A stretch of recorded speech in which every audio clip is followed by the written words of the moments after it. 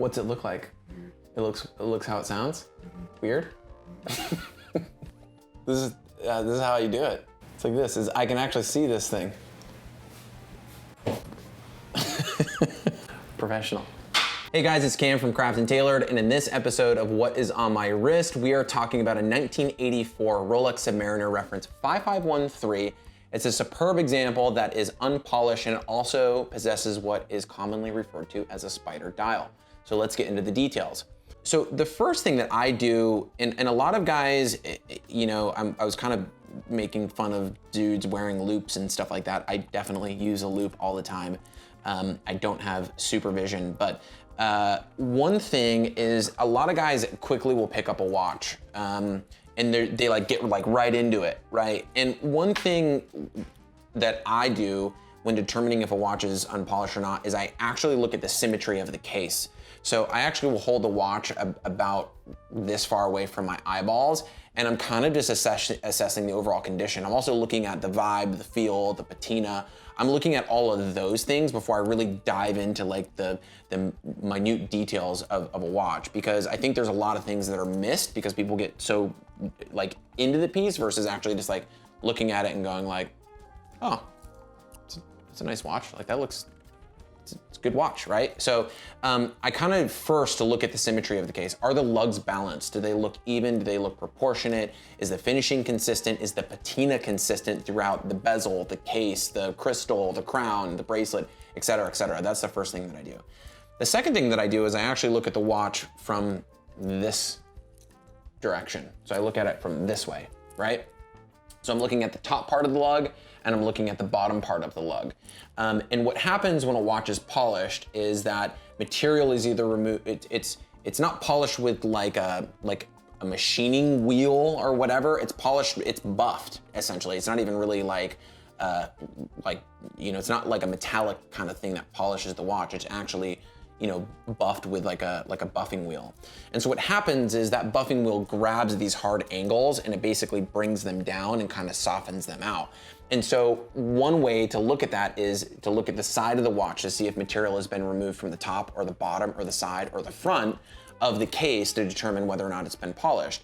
One thing that's also interesting is if you look at the lug hole from the side of the watch, not from an angle or anything like that, but if you look at it directly from the side, the lug holes, in looking at them, this one and this one, should be centered within the top and bottom portion of the lug, and there shouldn't be any kind of divoting or dishing to the actual lug hole itself. The lug hole will remain really, really sharp and kind of like blunt on the side of the case.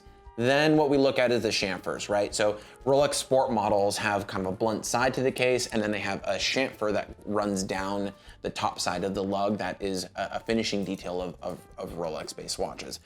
That chamfering and that finish also varies by era and watch. So a watch from the 1980s is gonna possess different chamfering and different case finishing and things like that than a watch that was produced in the 1970s versus a watch that was produced in the 1960s. So having that kind of breadth of experience and looking at those things allows me to determine whether or not this watch possesses the original factory finishing based on the era and time in which it was produced. Another quick thing is I actually feel the underside of the case. So this bottom line here, I'm not sure if you can get that, Nick, but this bottom portion of the case, I actually will run my finger along that. And if a case has been refinished on the side or on kind of the angles or the top, a lot of times the person that's refinishing that case will not refinish this bottom portion. So this should be sharp. It should be not sharp to the point where it cuts your finger, but sharp to where if you run your finger across it, you can feel kind of these details, okay? So without diving into more and more details, this is a really good example of a watch that has never been polished and also really wasn't worn much.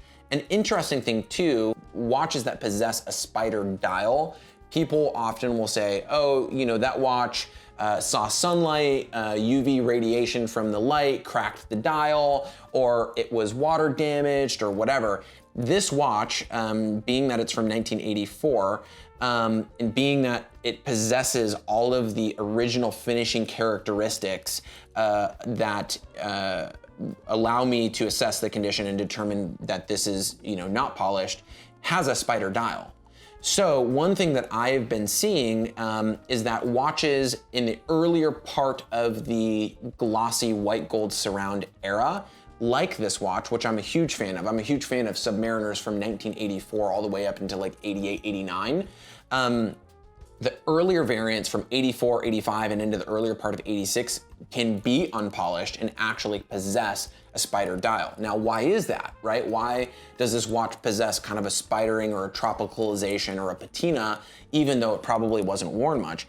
And my theory, based on my experience, is that the lacquer that Rolex was using in this early part of the dials was expanding and contracting with temperature or whatever. It could be ultraviolet light or what have you, but the dial lacquer itself was slightly flawed, which creates that kind of cracked glass or that spidering patina that you see in these watches. What's interesting though is I only see original spider patina in early watches. So from like 83, 84, I'm talking about just glossy dials with white gold surrounds, right? The 5513 received its first glossy white gold surround dial in 84 because that was the last of the maxi dials and into the white gold surround glossy dials for the Rolex, Submariner reference 5513. In 1966, late 66 into early 67, Rolex in the 5513 and in the Submariner range transitioned away from glossy gilt dials and they went to the matte dials, right? Then there was the maxi dials and everything else like that.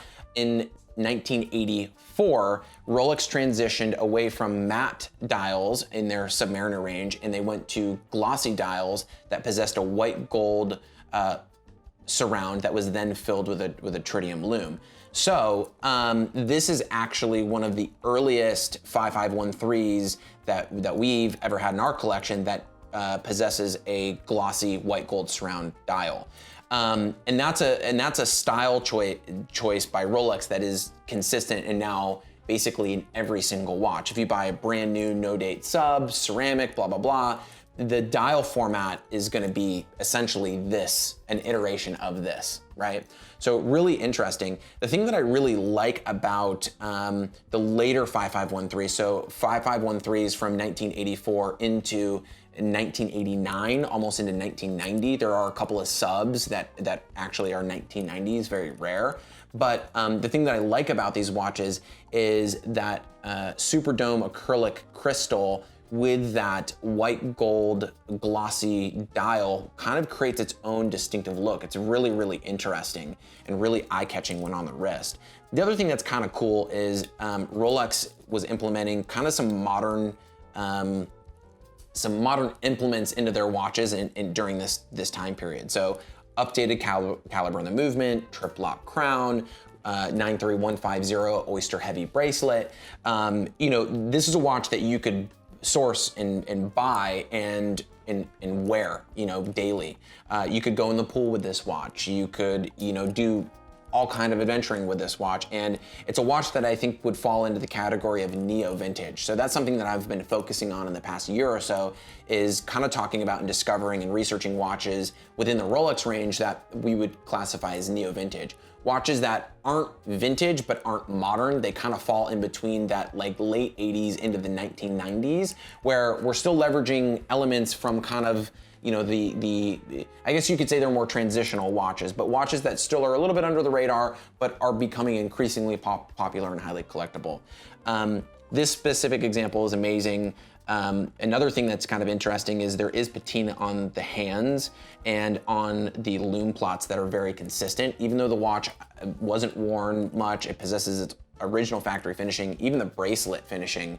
If you really get into this, it's a work of art 100%, but even the bracelet is dated to 84.